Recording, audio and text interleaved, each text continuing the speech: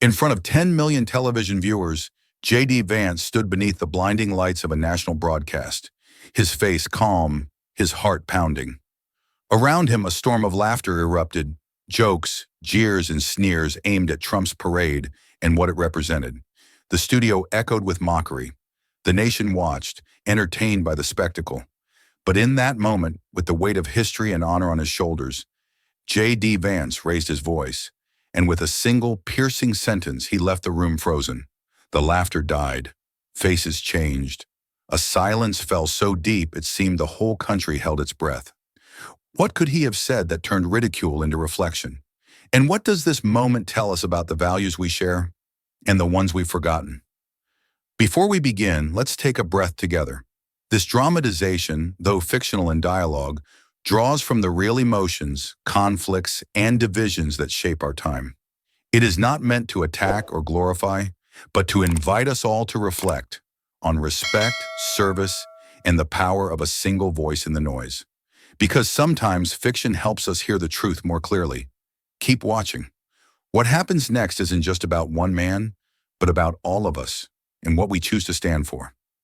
The day was meant to inspire, but as the camera panned across Washington, D.C., what it captured was not pride, but a haunting emptiness. Gray clouds hung low over the city like a heavy, silent judgment. The air felt thick, as if the skies themselves were reluctant witnesses to what was unfolding below. The wide avenues, once imagined, filled with cheering crowds, banners, and applause, now lay bare. Rows of folding chairs, hundreds of them, stood empty, lined up with military precision, but abandoned like forgotten promises. In the distance, the slow, uneven clatter of tank treads broke the stillness. A single tank, its surface polished for the occasion, crept down Pennsylvania Avenue. But instead of a roar of approval, it was greeted by an eerie soundtrack, the high-pitched, grating squeal of a misaligned wheel. The sound echoed off the facades of government buildings, turning the tank's passage into a mechanical whimper. Cameras flashed, not out of reverence but out of hunger. The photographers weren't hunting for moments of glory. They were gathering ammunition, microphones extended like spears, reporters' voices dripping with sarcasm. Trump's great military parade. What a turnout, one muttered, the grin audible in his tone. Historic, really. I've seen PTA meetings busier than this, another quipped, barely suppressing laughter. Behind them, producers gave knowing nods. This wasn't just coverage. This was a feeding frenzy, a story served on a silver platter of irony. The parade had been envisioned as a show of strength, but strength, it seemed, had deserted the streets of the capital. And yet, somewhere beyond the frame, millions watched. In living rooms across America, TV screens flickered with the scene.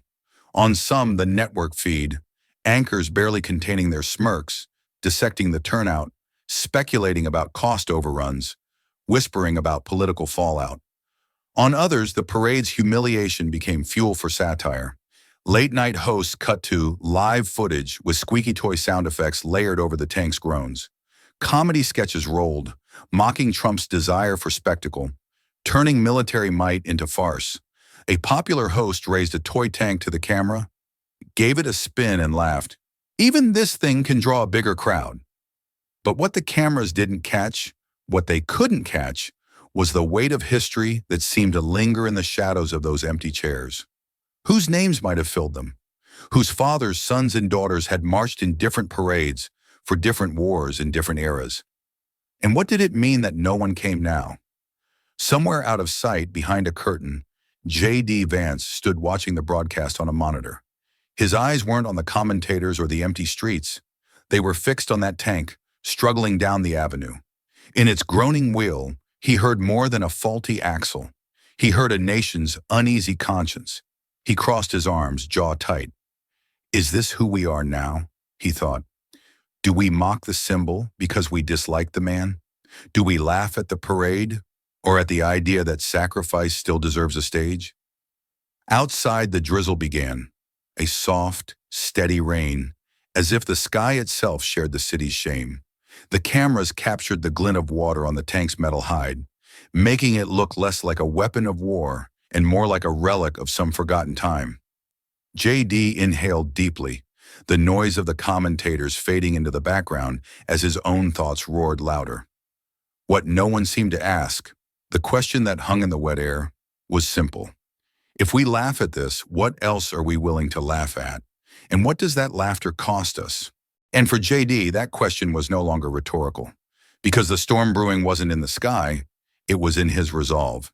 And soon the mockers would find the joke wasn't theirs to tell.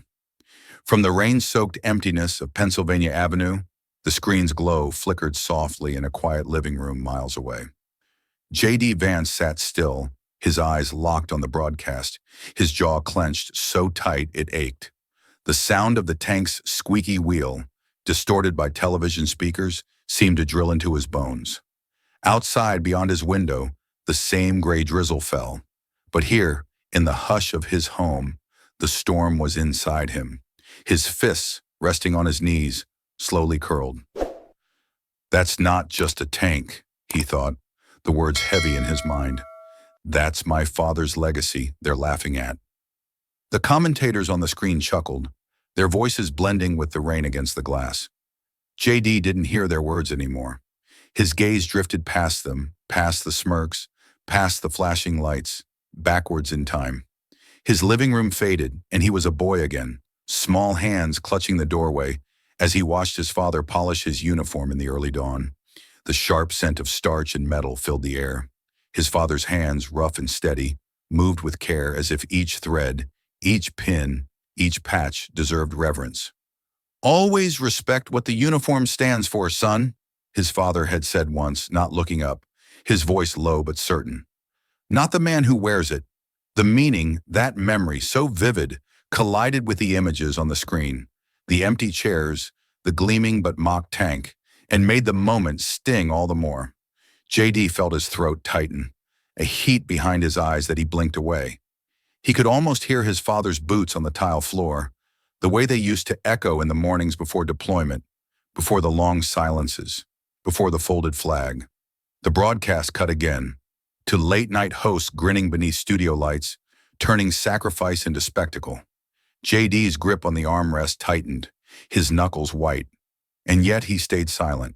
He needed to see, to absorb, to understand the depth of what this moment revealed.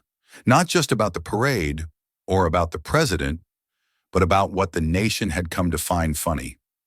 Through the window, the rain traced lines down the glass, matching the slow path of a single tear that escaped down JD's cheek. He didn't wipe it away. It belonged there.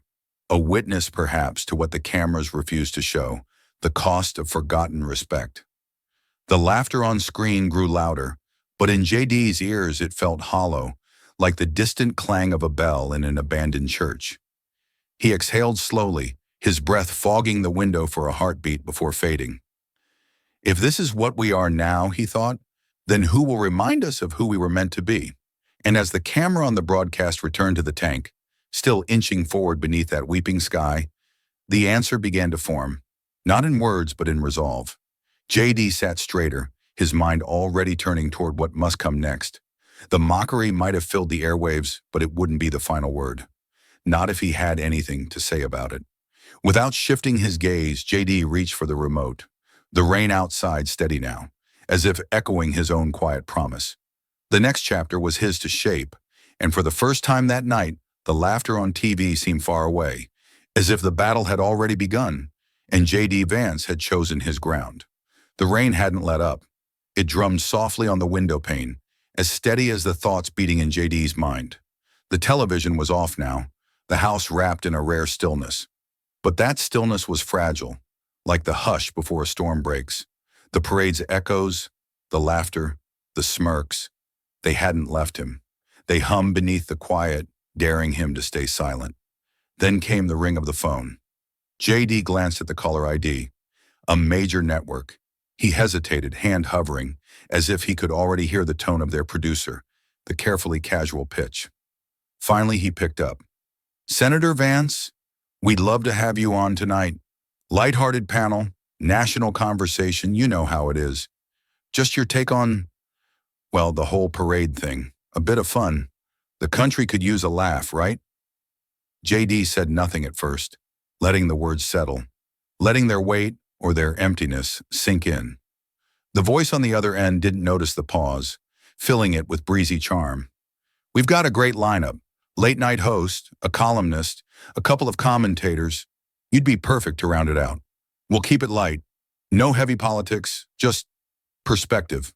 JD's eyes drifted again to the window, the rain tracing the same paths as before, as steady as his father's hand polishing a uniform. He imagined the tank on Pennsylvania Avenue, imagined the faces that once cheered as such machines rolled by in parades long forgotten, parades no one laughed at. His jaw set. Across the room, his wife appeared in the doorway, arms folded, gaze gentle but firm. She didn't need to ask what the call was about. She could tell by the tightness in his shoulders, the way he gripped the phone. "They're setting you up," she said quietly. "They want you to be part of the joke. Don't give them the satisfaction." JD turned to her, hearing both her caution and her care. For a moment he considered declining. Imagine the easy path. Stay home. Let the night pass. Let the moment pass. But then his gaze shifted beyond her, beyond the room, to the window where, through the streaks of rain, the flag in their yard stood out against the gray. It clung stubbornly to the pole in the wind, tattered at the edges but unbowed. "Let them try," JD said, voice low but steady. His wife studied him, then nodded once, understanding not just his words but the meaning beneath them. This wasn't about the network. It wasn't even about the parade. It was about something deeper, about who would speak for those no longer there to defend themselves, about whether the last word would belong to mockery or to memory. JD ended the call with a polite confirmation, setting the phone down as if placing a stone at the base of a marker.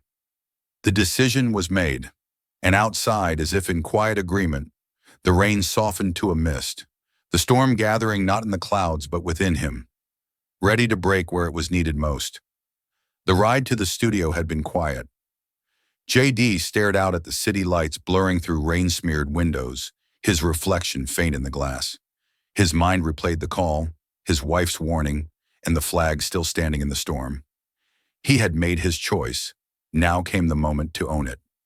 As the car slowed before the glowing entrance of the network building, he inhaled deeply, steadying the weight in his chest. Inside, the studio was colder than he expected. The lights, bright and unyielding, cast everything in sharp relief. Every wrinkle, every flicker of doubt magnified.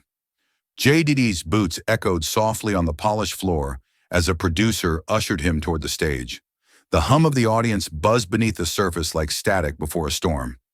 He took his seat beneath the glow of cameras, aware of how deliberately they had placed him at the far end of the panel. The host, seated at the center, wore a smile too wide to be sincere, the kind of grin sharpened by rehearsal, designed to charm and cut at the same time.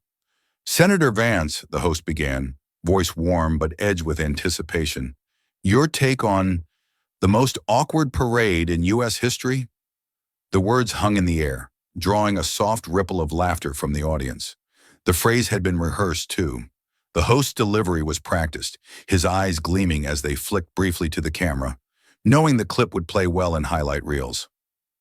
JD felt the heat of the lights, the weight of every gaze, the unspoken expectation that he would play along, maybe offer a self-deprecating chuckle, a safe, clever line to match theirs. But he didn't. Not yet.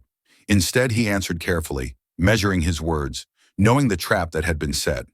"Well," JD said, voice even, "awkward is one word for it. I imagine those who've worn the uniform might choose others." His eyes scanned the faces before him, panelists leaning forward slightly, smiles twitching as they sensed he wasn't here to join their game. The audience, eager for cues on when to laugh, hesitated. The host's smile tightened a fraction. "Oh, come now, Senator," the host pressed, voice light, tone coaxing but firm. "Surely even you saw the irony of it all. A grand military display. Empty seats, a tank that sounded like it came from a junkyard. I mean, we've all seen the clips. You don't find it just a little funny?" There it was, the line drawn, the invitation to join the mockery, to soften the moment with shared amusement, to be part of the club. JD felt it keenly, the pressure to yield, to choose the easy path. He could sense the snickers waiting at the edges, Could almost hear the edits they'd make to his words later, the memes that would follow if he slipped, if he hesitated. But something in him held firm. The same steel that had brought him here, despite his wife's warning, despite the network's setup. He kept his gaze steady, his tone respectful but unflinching. "I think," JD said, the hum of the room dimming in his ears, "what's funny to some is sacred to others, and maybe what we choose to laugh at says more about us than about the parade." A pause, a shift. The laughter stalled. The panelists exchanged quick glances. The host's grin faltered, just for a breath. JD didn't move, didn't smile, didn't soften the blow. He let the silence stretch, let the words find their mark. And as the cameras kept rolling, the storm JD had carried with him all night began to stir the air around him. Quiet but undeniable. The first hint that this wasn't going to be the conversation they had planned. The host's grin returned, though now a shade more guarded, as if sensing the balance of the room shift, but unwilling to cede control just yet.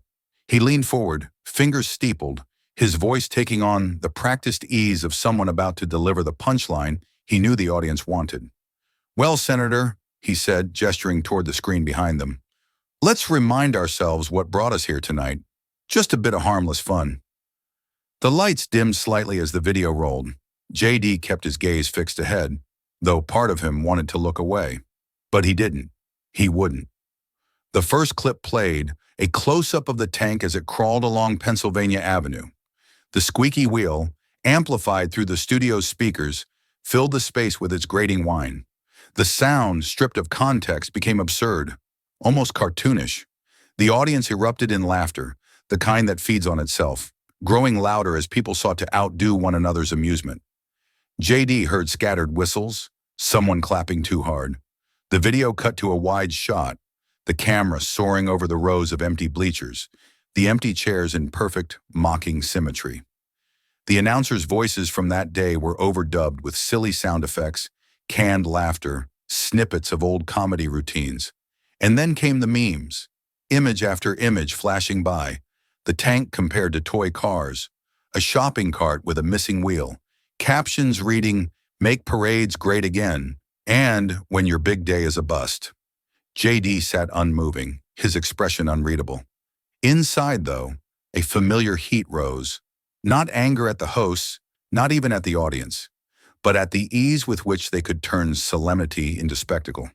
He felt the humiliation, not for himself, not for the president, but for those whose sacrifices the parade was meant, however imperfectly, to honor. The forgotten dead, the silent legions who had no voice in this room, whose memories now served as the punchline in a joke that should never have been told. A woman on the panel wiped at her eyes, still laughing. "Oh my God," she gasped between giggles. "I've watched that tank clip a dozen times, and it gets funnier every time." The audience roared with her, the sound swelling in the studio, bouncing off the cold metal and glass, filling every corner. JD's gaze drifted to the floor for a breath, not in defeat, but to steady himself. In that moment, the laughter seemed to distort, to take on a hollow quality, as if beneath its surface lay something sadder, something brittle. He lifted his head again, looking first at the panel, then at the audience beyond the cameras. His heart pounded, but his voice, when he finally spoke, was steady. "You laugh because it's easy," he said, his tone quiet but clear enough to cut through the noise. The laughter began to falter, uneasy glances exchanged across the panel. JD didn't let the silence close. "It's easy to laugh at a wheel or an empty chair. It's harder to remember why that tank was there at all." The host shifted in his seat, smile strained now. He opened his mouth, but JD kept speaking. The words no longer careful, no longer weighed for political safety. They came from somewhere deeper, somewhere older. "And while we're entertained, while we mock, do we even ask ourselves what it costs to forget what those machines and those men once stood for?" The room grew still, the storm inside JD now spilling into the space between them all, quiet but undeniable. What had begun as a joke no longer seemed so funny, and for the first time that night, the cameras captured not smirks or laughter, but something closer to reflection, The silence that followed JD's quiet rebuke felt heavier than any noise that had filled the studio all evening. The laughter had drained from the room, leaving behind an uneasy quiet, as if the walls themselves had absorbed the weight of his words. JD didn't move, didn't break eye contact with the panel or the audience beyond the cameras. His voice had not risen, but it had landed with the force of a hammer on glass. For a moment, no one seemed to know what to do. The host, still wearing the remnants of his earlier grin, shifted in his seat, his polished ease faltering. One hand fidgeted with the stack of cue cards before him, as if searching for a line that could take back the mood, reset the scene, restore the comfortable rhythm of light mockery. But JD didn't give him that chance. He leaned in slightly, his eyes steady, his voice low but cutting through the quiet with clarity no one could ignore. "Every one of you laughing," JD began, letting the words hang just long enough for them to sting. "Would you laugh at my father's grave too?" The impact was immediate. Faces that moments ago had been bright with amusement now shifted. Some paling, some lowering their gaze. The audience, sensing the change, grew utterly still, as if afraid that any sound might shatter the fragile moment. The camera, almost involuntarily, zoomed in on the host's face, capturing the flicker of discomfort, the brief, unguarded shock that no script or training could conceal. JD didn't raise his voice. He didn't need to. The power of his words came not from volume, but from the truth they carried, raw and unvarnished. His father's memory stood there with him, invisible to the cameras but present in every syllable. "My father drove a tank once," JD continued, his tone even, his hands resting calmly on the table. "He didn't ask for applause, he didn't care about parades, but he believed in what that tank stood for. He believed in duty, in sacrifice, in service that asked for nothing in return except that we remember." He paused again, letting his gaze move across the room, taking in the panelists who now sat silent, the host who struggled to recover his footing, the audience who found themselves unexpectedly drawn into a reckoning they hadn't anticipated when they tuned in for easy entertainment. "And when we make their memory a punchline, when we laugh at the symbols of what they gave, we're not laughing at a squeaky wheel or an empty chair. We're laughing at them. At all of them." His voice softened, but the edge remained. "And I can't let that stand. Not tonight." The tension in the room had transformed. It was no longer the charged energy of mockery, but the heavy quiet of reflection. No one moved. The cameras kept rolling, capturing the moment not as a segment of entertainment, but as something real, something that would live beyond the night's broadcast. The host, finally finding his voice, tried to steer the conversation back to safer waters, offering a nervous chuckle, a half-hearted deflection. But it was too late. JD's words had cut through the noise, leaving a mark that no light-hearted banter could erase. And as JD sat back, the storm that had built within him since the parade began to settle, replaced not by satisfaction, but by resolve.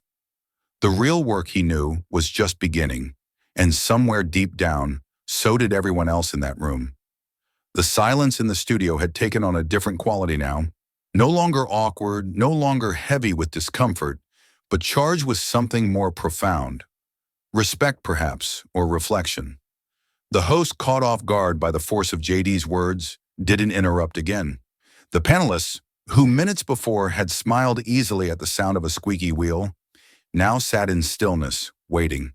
And JD, feeling the weight of the moment, leaned forward, not toward the cameras, not toward the panel, but toward the memory that had been with him all along. "My father wasn't a man of grand speeches," JD began, his voice steady, the room so quiet that even the hum of the studio lights seemed louder than before. "He was the kind of man who believed that service spoke louder than words ever could.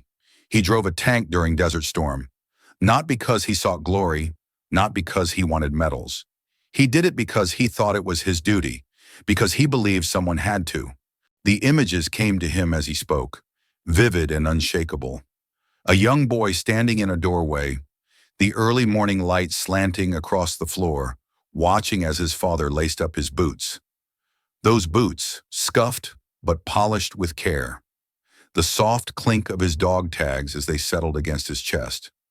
The smell of oil and leather and starch that clung to him as he crouched down to ruffle JD's hair before leaving. The quiet promise in his eyes that he'd come back, though no words were spoken. JD let the memory guide him, his voice drawing the studio and the viewers into that world. He was deployed at a time when the news back home played up the victories, showed the flags waving, made it look clean, easy. But out there it wasn't like that. Out there it was sandstorms that blinded you, that got into your clothes, your mouth, your eyes. It was heat that burned through metal. It was long nights when you didn't know if you'd see the dawn. And it was losing friends, watching men you trained with, laughed with, never come back from a mission. The images deepened. A desert wind howling across endless dunes, a line of tanks, hulking shapes in the twilight, their crews working side by side, bound not by orders but by trust. The clatter of tools, the soft hum of radio static, the sudden crackle of a voice reporting in, the sudden sickening silence that followed when a voice didn't respond. JD paused, his throat tight, but he didn't look away. He owed it to his father and to those like him to speak the truth of it. And when it was over, when the medals were handed out and the parades were held, he didn't stand in the front. He stayed at the back with the men who knew what it had cost. When he came home, he didn't want thanks. He wanted to work, to provide, to be a father. He drew in a breath, steadying his voice for the final image, the one that had stayed with him the most. And when he was gone, when the service was over, they handed my mother a folded flag. That was what was left. That was the thanks. For a long moment, no one spoke. No one dared. The room wasn't a studio anymore. It was a memorial, a place where words had weight, where mockery had no place. JD sat back, not triumphant, not satisfied, but resolute. The story had been told. The truth had been placed before them. What they did with it now was theirs to decide. The studio remained hushed in the wake of JD's story. It was the kind of silence that didn't ask to be filled, the kind that carried weight all on its own. JD didn't rush to speak again. He let that silence do what it needed to do. Let it settle. Let it make the panelists, the audience, the viewers at home sit with the truth they had just heard. And when he finally drew breath to continue, his voice was softer, but no less certain, as if he were speaking not to a room of strangers, but to every person watching, wherever they were. I didn't come here tonight to shame anyone, JD began, his eyes scanning the faces before him, searching for any sign that the message had reached them. I didn't come here to argue about a tank or a parade or politics. I came because I believe in what that parade was supposed to stand for, even if it fell short. Because a parade isn't about glory. It's not about spectacle. It's a promise we remember who paid the price. His words found their mark. In the audience, where before there had been easy laughter and knowing smirks, there were now furrowed brows and bowed heads. A woman in the second row blinked rapidly, dabbing at the corner of her eye with a tissue she hadn't expected to need tonight. One of the younger panelists, who moments before had been quick with clever quips, sat with hands folded tightly, as if unsure what to do with them now. JD continued, his tone never accusatory, only earnest. The cost of freedom, it isn't measured in dollars or headlines or how many people showed up to watch. It's measured in the lives of people like my father. People you'll never know, who didn't want to be known. People who stepped forward because someone had to, so that the rest of us wouldn't have to think about what it costs. The host, who had spent so much of the evening steering the conversation with practiced charm, seemed smaller now, his earlier confidence replaced by something closer to respect, or perhaps regret. He didn't interrupt, didn't try to regain control of the narrative. There was nothing lighthearted left to say. JD's eyes softened as he spoke, not with weakness, but with resolve that came from long-held conviction. I think about my father every time I see that flag. I think about him when I hear the national anthem, when I watch my kids say the pledge at school. And I think about him now because I know he wouldn't care that the parade didn't draw a crowd or that a tank had a squeaky wheel. He'd care that we remembered why it was there. A gentle shift rippled through the audience. A man near the back nodded slowly, his expression thoughtful. Another leaned forward, resting his chin on his hands, listening as if hearing something he hadn't known he needed. The laughter that had filled the studio earlier felt like a distant echo now, out of place in this moment of quiet reckoning. JD took one final glance around, then let his gaze rest on the cameras, the invisible millions watching from their homes. That's what I came here to say. And if even one person out there remembers because of it, then it was worth it. As the studio sat in silence, the storm that had driven JD to this point seemed to give way, not to calm, but to purpose. The pain of memory had been spoken aloud, transformed into something no one in that room would easily forget. And beyond those walls, a nation had begun, perhaps, to listen. The studio stayed silent for a breath longer, as if no one quite knew how to break the spell JD had cast. Then almost hesitantly, the host gave a small nod, his polished showman's grin nowhere to be seen. A producer gestured off camera, and the segment wrapped. But the moment wasn't over. Not really, not for JD, and certainly not for those who had just witnessed it. The cameras may have stopped recording for the network, but what they captured had only begun its journey.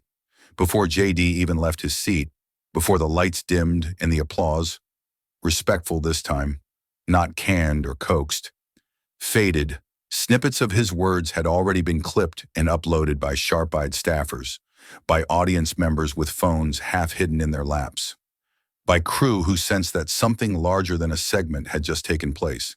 The internet wasted no time. By the time JD stepped outside into the night air, the rain finally easing to a cool mist, his phone buzzed with notifications, messages, mentions, alerts. He didn't check them, not yet, but he felt the shift, the hum of a conversation that had started without him, a tide turning in real time. Across social media platforms, the clips spread like wildfire. JD's calm voice, his unflinching gaze, the line that had pierced through mockery like a blade. Every one of you laughing, would you laugh at my father's grave too? It was replayed, quoted, shared with captions like, "Finally someone says it," and "the moment that stopped the room." The laughter that had once filled the clip of the parade was now replaced in the public eye by a different sound, the quiet power of truth spoken plainly. Headlines shifted tone. Where once they had read, "Parade fiasco draws national laughter," and "Trump's military spectacle falls flat," they began to change. "Vance shames the mockers." Senator's words spark reflection on service and sacrifice. A parade, a tank, and the cost of freedom, what we forgot. What had started as an evening of light-hearted ridicule became the spark for something no one had planned, a national reckoning, a conversation overdue. Veterans groups began to speak out, some issuing statements, others sharing the clip with their own words of gratitude. Messages flooded in, emails, posts, calls to JD's office, from Gold Star families, from retired service members, from ordinary Americans who found themselves moved not by spectacle, but by sincerity. One note, short and handwritten, arrived days later, but would stay with JD longer than most. "Thank you for reminding them. My father served too." The panelists who had once smirked now found themselves answering for that smirk. Clips of their laughter played alongside JD's steady rebuke, and audiences were not kind. The host tried, in follow-up interviews, to steer the narrative back, to frame it as a teachable moment, but the lesson had already been taught, and it wasn't his to claim. Through it all, JD kept silent. He didn't add commentary, didn't stoke the flames or chase the spotlight. He watched quietly as the clip continued to circulate, as his father's legacy, and the legacy of so many like him, was lifted back into the light where it belonged. What mattered now wasn't who went viral or who got the credit. What mattered was that people were remembering. And as JD stood at his window that night, watching the flag in his yard stir gently in the breeze, he knew the conversation had only just begun. The quiet victory of that night, the sense that something true had broken through the noise, didn't last long. By morning, the storm had shifted. What had begun as applause in the digital town square turned, as it so often did, into a fresh target for outrage. Headlines that hours earlier had praised JD's courage now shared space with sharp-edged commentary, questioning his motives. The same media voices that had laughed at the parade now sought to twist JD's stand into something small, something suspect. Vance exploits father's memory for political gain. One editorial read, the title alone enough to sting. Is this patriotism or performance? Asked another.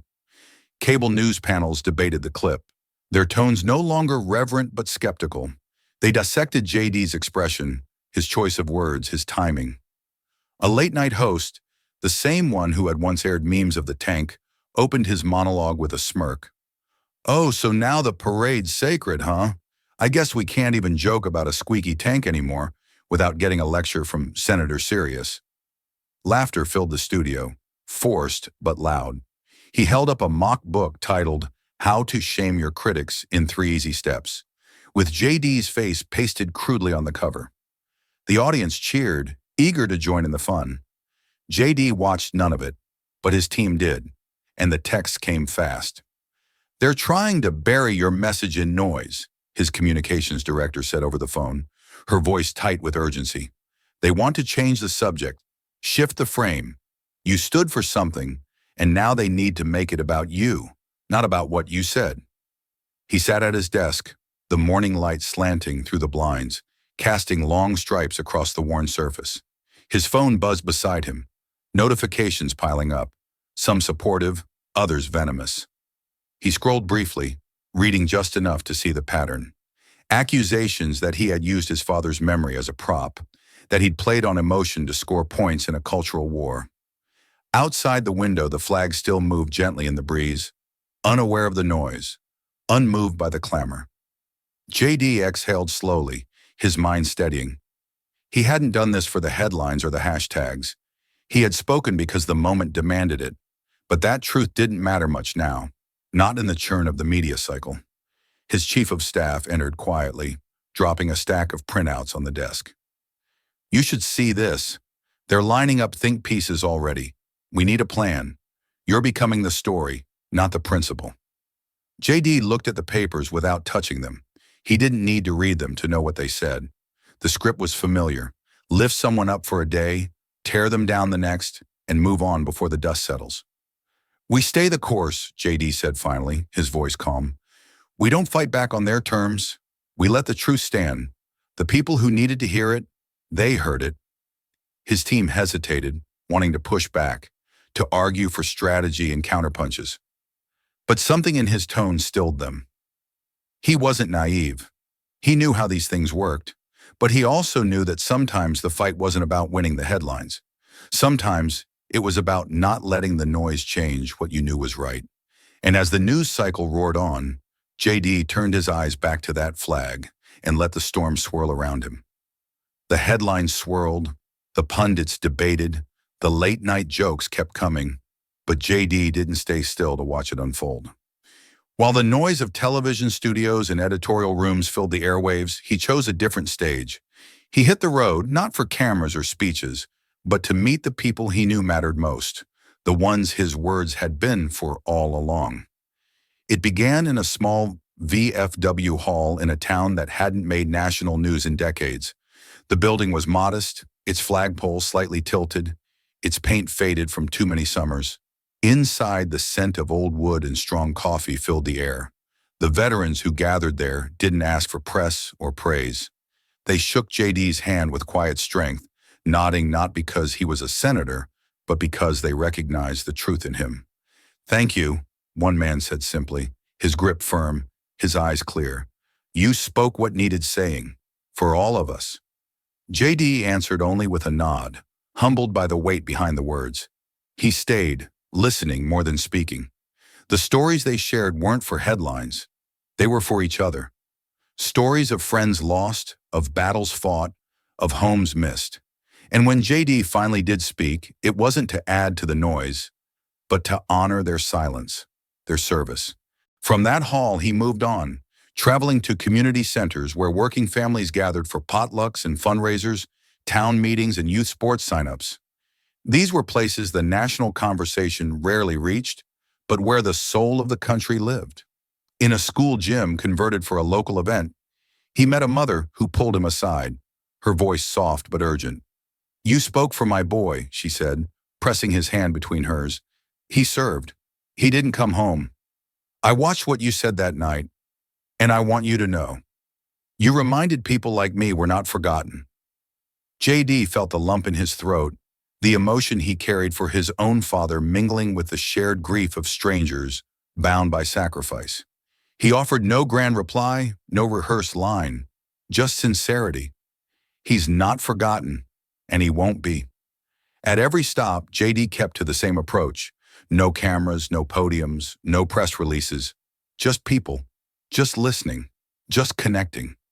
The swirl of criticism from the media grew fainter the further he went, replaced by the voices of those who had heard him not as a politician, but as a son, as a fellow American who understood the cost of service. His team, following close behind, watched as community after community welcomed him, not with fanfare, but with quiet gratitude. They had urged him to counter the headlines, to push back publicly against the accusations. But JD's response was simpler and more powerful. He chose action over argument, presence over posturing. In these small moments, a veteran's handshake, a mother's thanks, a child's shy wave, JD found the proof that the message hadn't been buried after all. It had taken root where it mattered. The storm in the media might rage on, but here, in church basements and town squares, in living rooms and community halls, there was calm, there was purpose. And as JD stepped back out into the autumn air, he felt it steady him. This was the work that counted, and it wasn't done yet. Night had settled over the small town, its streets quiet, its houses dark except for the occasional warm glow of a porch light or a bedroom lamp. JD sat alone in his hotel room, the hum of the old heater blending with the faint patter of rain against the window. The worn armchair beneath him creaked as he shifted, remote in hand, flipping through the channels as if searching for something he knew he wouldn't find. The coverage was everywhere, different voices, different faces, but the same storm swirling on every screen. One network called him a patriot, a man who had reminded the country of its better self. They replayed his words with reverence, overlaying images of waving flags and solemn memorials, their anchors speaking in hushed tones as if narrating history. Another network painted a starkly different picture: opportunist, manipulator, a man who had cloaked himself in sentiment to score political points. They brought on experts, commentators who dissected his intentions, questioned his sincerity, and debated whether his message was dangerous in a time so divided. Hero or villain? The labels flickered back and forth with each channel, each segment, each opinion. JD watched it all, the glow of the television casting long shadows across the simple room. The bed behind him was unmade, his suitcase still half-packed in the corner, as if he'd arrived only to find himself already preparing to leave again. He muted the volume, letting the images roll in silence. The faces on screen still moved, mouths forming words that no longer reached him, their meaning lost beneath the noise. He leaned forward, elbows on his knees, and rubbed his hands together as if trying to warm them against a chill that wasn't in the air, but in the weight of what he saw. When did truth become so threatening? The thought rose unbidden, as steady and unflinching as the conviction that had driven him to speak in the first place. He wasn't naive. He knew the price of honesty in a world that preferred easy narratives and convenient heroes. But watching the coverage now, seeing his image reshaped and repurposed for endless argument, he felt the cost of that truth more deeply than ever. Outside, a siren wailed in the distance, its cry fading into the night. JD let out a slow breath, his gaze drifting from the television to the window, where the flag he'd seen in so many yards during his travels still flew in his mind's eye. It didn't care what the commentators said. It didn't care about ratings or sound bites. It simply stood for what it always had, whether people remembered or not.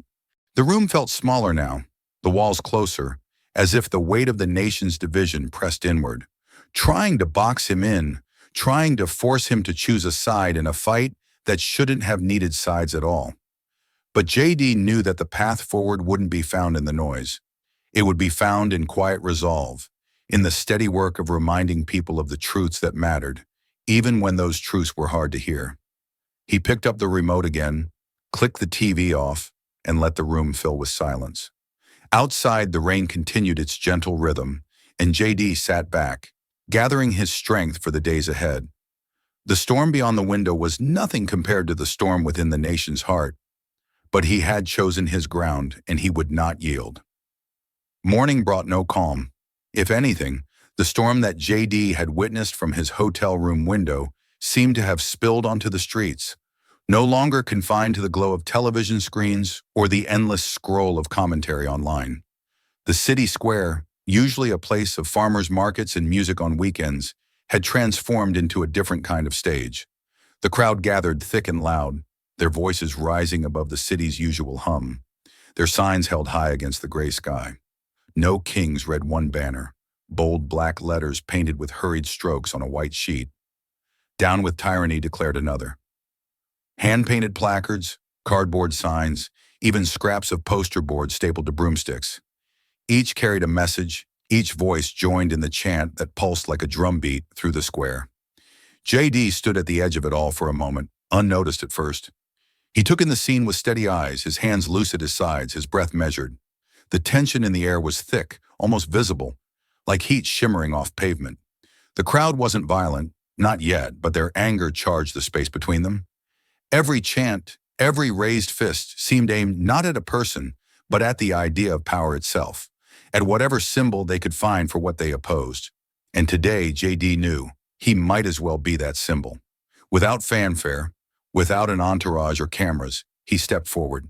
The first few rows didn't see him at first, their focus locked on the speakers at the center, on the rhythm of their chants, on their own outrage.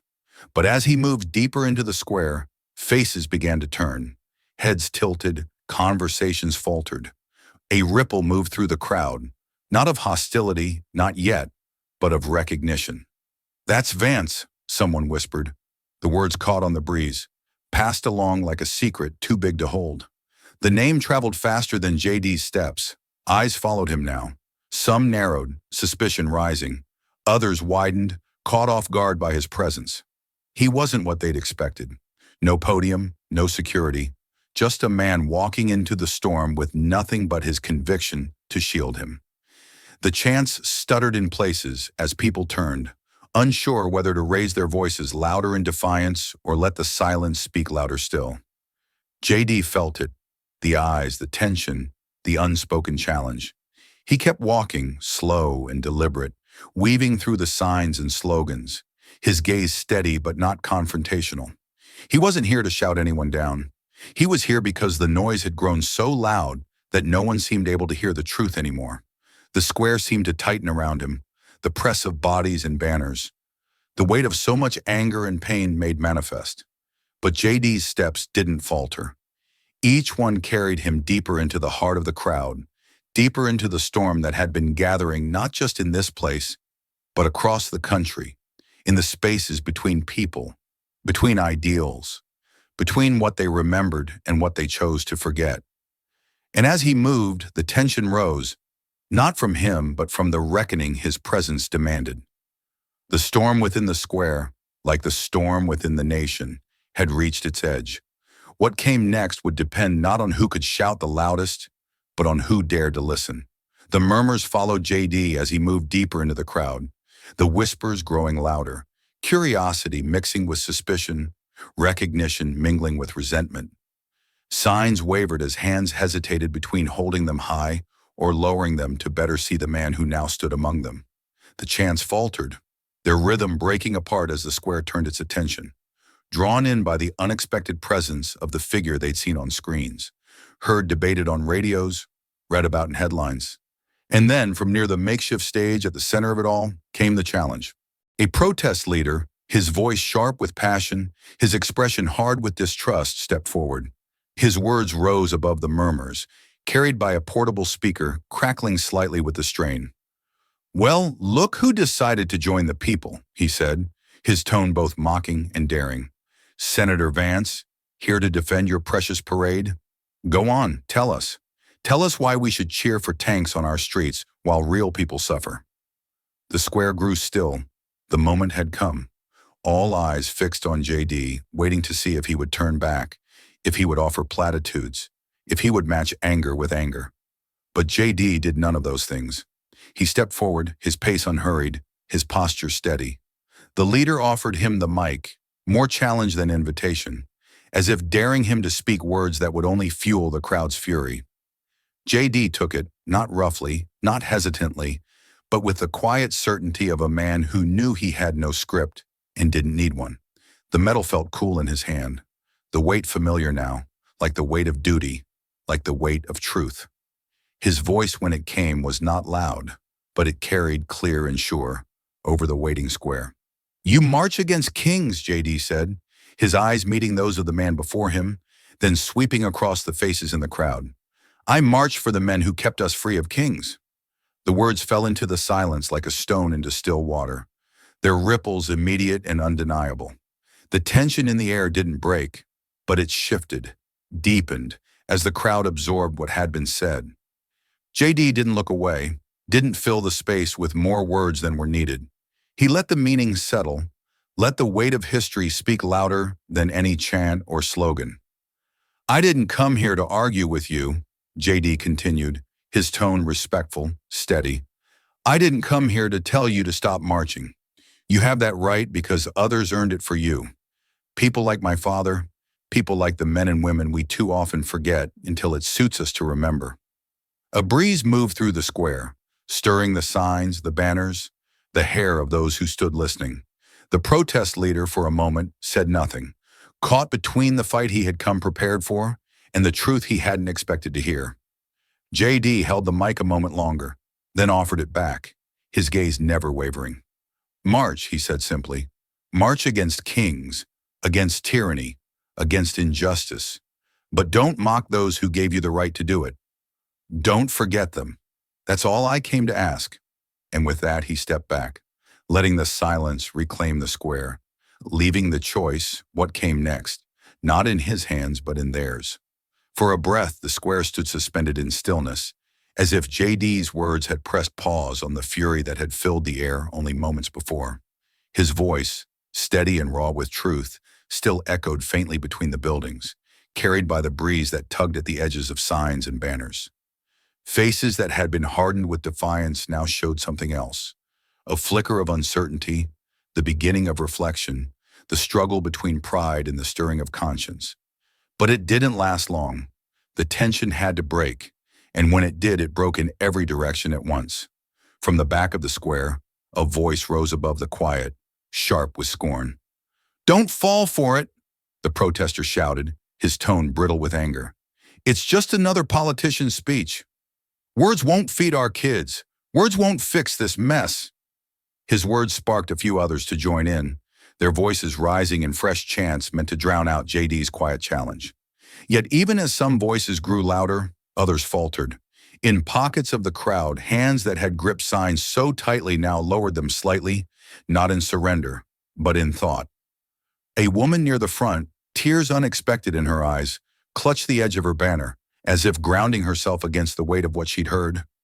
A young man, perhaps no older than JD had been when his father left for war, stared at him not with hate, but with something closer to understanding, or at least curiosity. Then came the moment that neither JD nor the protesters could have anticipated. From near the center of the crowd, a figure stepped forward, a man older than most, his back straight despite the years, his clothes simple, his expression calm. He didn't carry a sign. He didn't chant. Instead, he lifted one hand to his brow in a slow, deliberate salute. The crowd fell quieter at once, as if the simple gesture held more authority than any shouted slogan could match. JD met the man's gaze, and in that exchange passed something no camera could fully capture. A recognition, a shared knowing of duty, of sacrifice, of truth that didn't need words. The veteran's salute wasn't just for JD. It was for what JD had dared to remind them of, for the unseen and the forgotten, for the right to stand in that square and shout at all. The mood shifted. The protest leader, still holding the mic, hesitated. His next words caught in his throat as the tide of the crowd changed around him. The anger still present softened at the edges. Applause broke out, not a thunderous roar but a growing ripple, starting near the veteran, spreading outward as others found themselves moved by what they'd witnessed. Some clapped hesitantly, unsure if it was allowed. then more boldly, until pockets of the crowd stood with their hands together, not for JD, but for the truth he'd spoken aloud. Others still shouted, still shook their fists, unwilling or unable to let go of the rage that had brought them there. But even their voices felt smaller now, as if the power of the moment had changed the air they breathed. JD didn't stay for applause. He didn't stay to take credit or to savor victory. He nodded once to the veteran, a silent thank you, then turned and began to walk back through the crowd, leaving behind a square transformed, not by force, not by cleverness, but by the strength of unvarnished truth. The storm of that day in the square, the chants, the tension, the unexpected quiet that followed, all of it had left its mark. But as JD returned to the quiet of his office days later, what lingered most wasn't the applause or the headlines that followed. It was the letters, stacked high on his desk, spilling from bins, waiting in neat piles his staff had sorted. Thousands of them, from corners of the nation he had never set foot in, from voices he would never meet, but whose words now filled the room with something heavier and far more meaningful than any broadcast ever could. JD sat in his chair, the desk lamp casting a warm circle of light over the top envelope. The hum of the city outside his window was distant now, muffled by the weight of paper, of ink, of stories sent not for spectacle, but for truth. He picked up the first letter, its paper worn soft at the edges as if handled too many times before being sent. "My father was at Normandy," it read in a shaky hand. "He never spoke of it much. But when I saw what you said, it made me remember the look he'd get on Memorial Day, when the parades went by and he'd stand at attention in our front yard. Thank you for reminding us that some things are sacred." JD set it down gently, as if the paper itself deserved reverence. He reached for another. This one printed, neat and precise. "I'm the daughter of a man who wore the uniform for 30 years. He raised me to respect the flag, the anthem, the service. I didn't realize how much I'd started to forget that until I heard your words. My father passed last year, but I felt him there when you spoke." Letter after letter, the theme repeated. Not praise for JD, not hero worship, but gratitude that someone had said aloud what so many had carried quietly in their hearts. And with each letter, JD felt the weight of responsibility grow. These weren't just thanks. They were reminders that words could still reach where noise couldn't. Then among the pile, a smaller envelope caught his eye. The handwriting was large, uneven, the kind that spoke of a young hand still learning its way. JD opened it, and as he unfolded the single sheet of lined paper, he felt a lump rise in his throat. "You made me proud of my dad again," the boy had written. The sentence stood alone, unadorned, unpolished. And in its simplicity, it carried more power than any speech JD had ever given, than any headline could convey. JD leaned back in his chair, the note resting in his hand, his gaze drifting to the flag outside his window. The city lights flickered against the night, but in his office, there was only the quiet and the steady beat of letters that mattered far more than the noise that had once tried to drown him out. He stayed there long into the evening, reading them one by one, letting each voice remind him why he had spoken, why he had walked into that square, why he would keep standing his ground no matter how loud the storm became. And as the stacks slowly grew smaller, JD understood something deeper than victory or defeat. He understood that sometimes the real legacy of a stand was measured not in headlines, but in the hearts it reached. The letters still filled JD's thoughts as he stood outside the heavy doors of the Oval Office, waiting.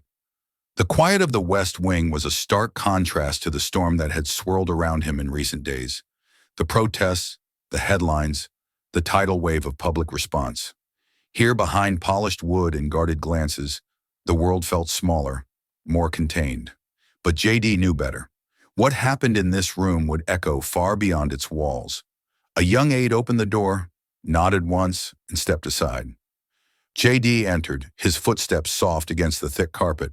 The room was as he had imagined it. Grand, yes, but intimate too.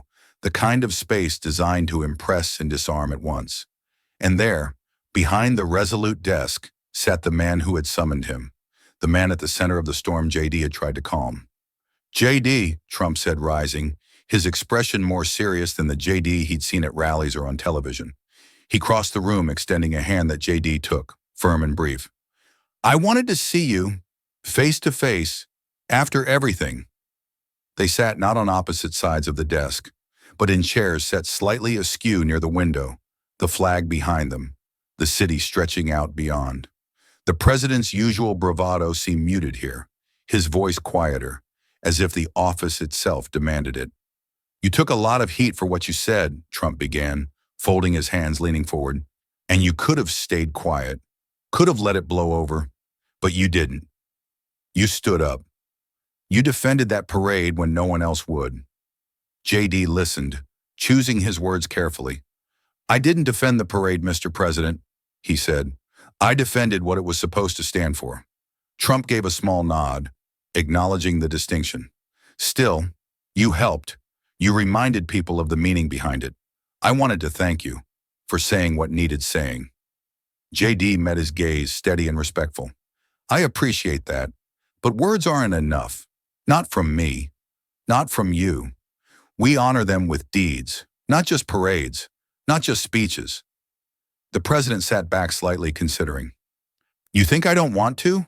He said, his tone low, earnest in a way that rarely made it to the cameras. You think I don't try? But the noise, Congress, the press, the world, they want me to fail at everything. You've seen it. JD didn't argue, but he didn't let the moment pass either. Then rise above the noise, he urged. Push for what matters. Fund what matters. Take care of the families who serve, of the soldiers who come home broken. Make sure that when we send men and women into harm's way, it's for the right reasons, with what they need to come back. That's how we honor them. That's how we make sure their sacrifice isn't just a symbol, but a promise kept. The room was quiet for a long moment, the usual din of politics left at the door. Outside, the city moved as it always did, but in that room, the world seemed to pause. Trump nodded again, slower this time. You're right, he said, almost to himself. You're right. JD rose, knowing the conversation could go in circles if he let it, but content that the point had been made. Thank you for the meeting. Mr. President. Trump stood too, offering his hand once more. We'll talk again. As JD left the room, the weight of the encounter settled over him, not as a victory, not as closure, but as another step in a journey that was far from over. The hum of the city, the roar of the news cycle, even the echoes of that meeting in the Oval Office. All of it faded as JD stepped through the gates of Arlington. The air here felt different. It always did. Quieter, somehow heavier, as if the ground itself remembered every footfall, every promise, every loss. JD walked alone, his steps slow, deliberate, the rows of white headstones stretching out around him in perfect, humbling order. The autumn wind carried the faint rustle of leaves, the soft flap of a flag at half-staff somewhere nearby. No cameras, no crowd. Just this moment, just this place. He found his father's grave with ease. He always did. The simple stone, the etched name, the dates that told so little of the man beneath. JD stood for a long moment, saying nothing, letting the silence speak where words fell short. Then reaching into his pocket, he drew out a small object, a pin in the shape of a tank, polished silver, no larger than a coin. It caught the pale light as he knelt, placing it gently at the base of the headstone. His voice when it came was low, meant only for the man who had once polished boots at dawn, who had once ruffled his son's hair before duty called him away. You weren't a joke, Dad, and I'll make sure no one forgets. JD stayed there, head bowed, the breeze tugging at his coat. The world outside Arlington kept at bay for just a little longer. This wasn't for headlines or history books. This was the promise that mattered most, the one spoken not to a nation, but to a father. And when he rose, leaving the pin glinting softly at the headstone's base, JD felt the weight of that promise settle fully on his shoulders. A burden, yes, but one he was ready to carry. The weight of the past months, the protests, the backlash, the quiet thanks of strangers had led JD to this moment. The cameras were ready, the lights bright but not harsh. The podium was simple, placed in front of a flag that stirred gently in the breeze. This wasn't a campaign speech. It wasn't about politics. JD had refused the usual staging, the carefully chosen backdrop. He wanted the message, not the spectacle, to fill the screen. When the red light blinked on and the broadcast began, JD stood tall, his hands resting lightly on the edges of the podium. His gaze was steady, his voice clear. "My fellow Americans," he began, not rushing, not rehearsed. "For too long, we've allowed noise to drown out what truly matters. We've allowed division to blind us to duty. But tonight, I want to talk not about what separates us, but about what binds us, about those who fought and bled and gave so that we could argue, so that we could protest, so that we could be free." The address was carried on every major network, streamed online, watched in bars and living rooms, in quiet kitchens and bustling firehouses. People paused, not for the man, but for the meaning. JD spoke of the Veterans Dignity Act, a piece of legislation forged from listening, from learning, from walking alongside those the nation had too often left behind. He laid out its promises: better care, faster services, housing for the homeless, jobs for the jobless, respect restored where it had been lost. "This isn't about left or right," JD said, his voice gaining quiet strength. "It's about right or wrong. It's about whether we, as a nation, still know how to keep a promise.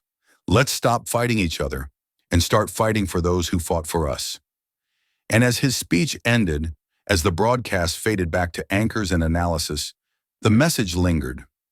Not because of fireworks, not because of applause, but because of truth plainly spoken. A call not to noise, but to action. The bill passed. It didn't happen overnight. It didn't happen without struggle. But the calls and letters, the quiet pressure of a nation reminded of its better self, made it impossible to ignore. JD didn't celebrate on the news. He didn't book interviews. He didn't give victory speeches. Instead, he chose where he would mark the moment. On a clear morning, JD stood before a newly rebuilt Veterans Center. The building had once been a crumbling shell, a forgotten promise at the edge of town.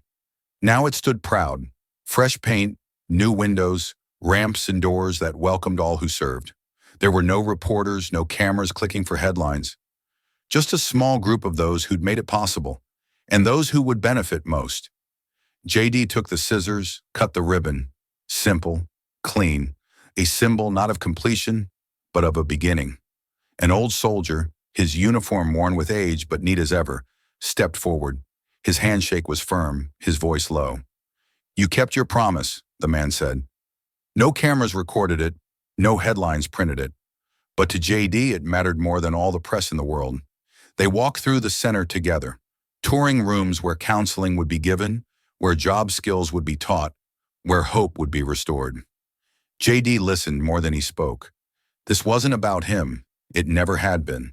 And when he left, he did so quietly, leaving the spotlight for the work to come. That evening, JD found himself alone again. The day's work done, the building quiet, the city settling into night. He stood at his window, looking out at the flag that moved gently in the breeze. The same flag that had stood beside him at rallies, at cemeteries, at centers like the one he'd visited that day. The same flag that had draped his father's coffin. He drew in a slow breath, letting the stillness settle around him, letting the noise of the world fade. Then he turned to his desk, pulled out the worn leather-bound journal he kept for moments like this, and began to write.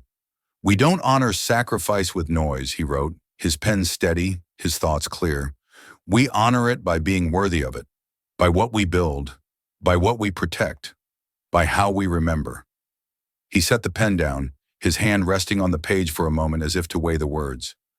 Outside, the flag caught the last of the light, the stripes blurred by dusk, the stars steady against the deepening sky. JD sat back, his mind quiet, his purpose firm. The journey hadn't ended. It never would. But tonight, he had kept faith with the promise he'd made, not just to his father, but to all who had served and all who still carried the burden of freedom. And as night closed in, the city's hum softened, and the flag at the window whispered its steady reminder that the work of honor's never done. This story reminds us that true honor isn't found in applause or headlines, but in quiet acts that uphold dignity and memory. JD's journey shows how one voice can rise above division to unite us in shared purpose. In the end, respect is measured by deeds, not words. What small action could you take today to honor those who served? Let's reflect together, because remembrance starts with each of us. If this story touches you, don't let it stop here. Like, share, and subscribe to JD Stories, where every voice matters and every story echoes far beyond the screen. This story is a fictionalized and dramatized narrative created for educational, inspirational, and storytelling purposes. While it may be inspired by real public events, people, or societal issues, it includes imagined dialogue, reconstructed scenes, and character interpretations meant to highlight broader themes of justice, dignity, and resilience. Any resemblance to actual events or individuals beyond public knowledge is purely coincidental. We do not intend to defame, mislead, or harm, but to invite reflection and meaningful conversation. Thank you for watching JD Stories.